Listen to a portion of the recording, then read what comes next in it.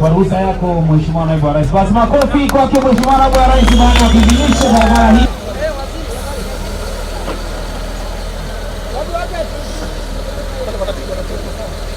Wacha msitu ikae ndio ichunge chemishemi ya maji.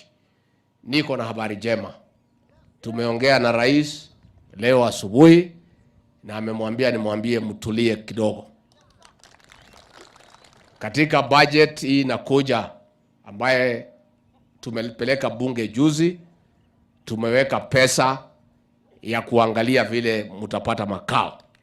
Na kwa hivyo tukiendelea kupanga tukingojea Julai ndio hii pesa ive, ningetaka tutengeneze kamati ya wazee 10 wale wanaaminika, ambaye ni wazee ya hekima. Hao wazee na huyu MCA wenu na MP na governor na DCC wakuje ofisi yangu niwaambie mipango vile iko, wakuje waambie nyinyi.